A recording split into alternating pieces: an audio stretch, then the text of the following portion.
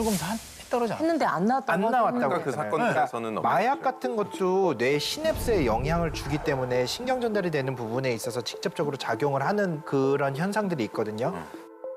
판단력을 잃게 되고 그다음에 이성적이지 못한 행동을 하게 되고 이런 여러 가지 행동들을 하게 되는데 요즘에는 좀비 마약이라고 그래가지고 새로운 합성 마약들이 여러 가지 나타나고 있다고 그래요. 이름도 좀비 마약. 네, 환각성이 너무나 세고 또 이런 것들을 만드는 드러그 디자이너들이 따로 있다고 합니다. 암흑의 세계에서도. 그러지 마라. 그래서 이런 디자이너들이 아까 우리 사건에 보면은 약물 검출이 되지 않았다 그랬잖아요. 그러니까 알려진 것들을 다 검출을 하는 검출법을 피해서 조정을 하는 거죠. 드러그 디자이너들이 검출이 되지 않도록.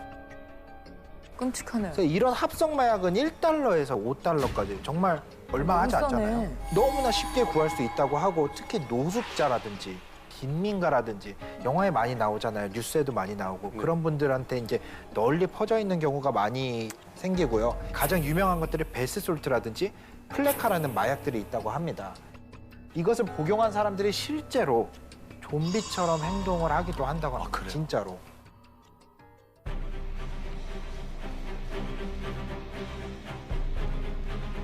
뭐야. 지금 약물에 중독이 된 거죠.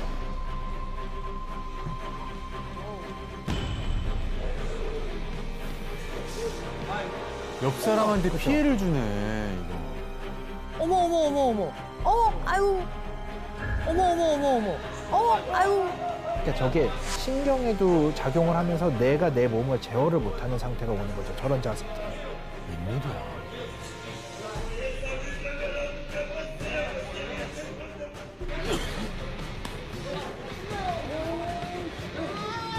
아 너무 좀 기괴해. 기이하다.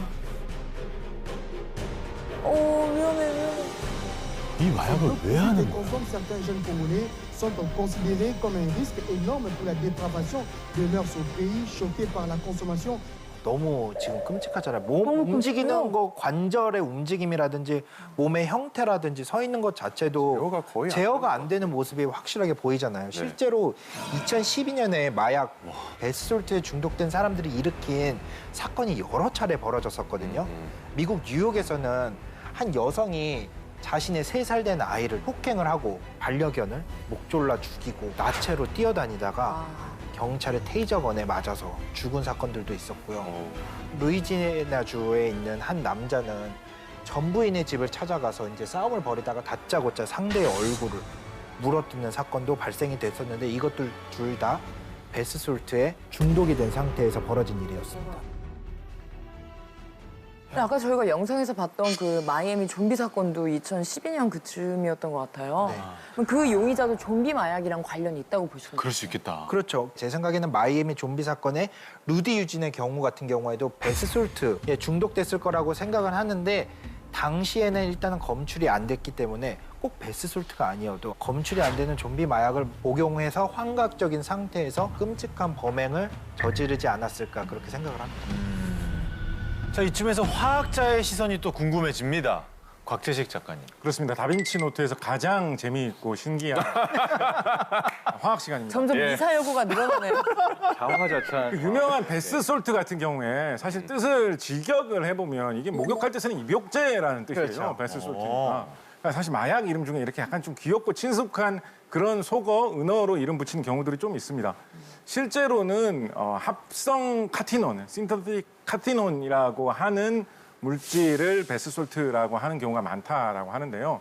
카트라고 해가지고 동아프리카나 아라비아 등지에서 자생하는 식물 중에 먹으면 약간 각성 효과가 조금 있는 그런 식물이 있다라고 해요. 그 식물에서 추출하는 성분과 비슷한 인공 물질을 개발해가지고 합성 카티논을 만드는데 그 경우에는 굉장히 효과가 강하고 위험하다라고 알려져 있습니다. 요 물질의 분자 구조를 한번 좀 보면서 살펴보면 이게 더 재밌는데요. 재밌다. 네, 오른쪽에 보이는 것이 카티논인데 보시면 탄소 원자 9개하고 수소 원자 10개 뭐 이런 식으로 이걸 보고 어떻게 탄소 원자 9개 왜 수소 원자 10개인지 알까요? 이게 신기하지 않습니까? 화학의 세계. 화학이 이런 게 신기하고 재밌어요. 근데 어떻게 9개예요 지금? 이게 몇 개를 쓰시는 이거 이런 거 알아 화학을 알아고 이런 거 보고 이러고 이게 이렇네 얼마나 재밌을까요? 이거 잘났어요. 그러니까 어떻게 9개인데요? 무슨 뜻인데요? 그런 거 한번 생각해 보자. 우리가 악보 읽을 수 있는 사람 좀 멋있게 보이잖아요. 존박, 이 존박. 화학의 이런 분자 구조를 이해한다는 건 어떻게 보면 이 물질이 들려주는 음악을 듣는 법을 알아요. 물질의 악보예요. 쉽게 생각해서 보시면 그림이 딱 보기에 네. 오른쪽하고 왼쪽하고 좀 꽤 닮아 보이죠. 그러니까 뭐야 형태가 근데 비슷한데? 오른쪽은 우리가 말하는 베스솔트라고 하는 카티논, 합성 카티논이라는 신종 좀비 마약에 해당하는 것이고 왼쪽에 보이는 것이 바로 메스암페타민입니다. 우리에게 흔히 필로폰으로 알려져 있는 대표적인 마약이죠. 그래서 합성 카티논이 몸속에 들어가면 뇌에서 아마 필로폰과 같은 그런 유사한 효과를 내지 않을까라고 추측을 해보고 있습니다.